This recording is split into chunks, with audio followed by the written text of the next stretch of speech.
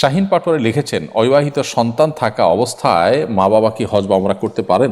অনেকে বলেন সন্তানের বিবাহ না হলে বাবা মার হজ কবুল হয় না, এটা কতটুকু সঠিক? আমি বিবাহিত, কিন্তু আমার মা বাবাকে ওমরা বা হজ করাতে চাই, এক্ষেত্রে তাদের হজ আল্লাহর কাছে কবুল হবে কিনা?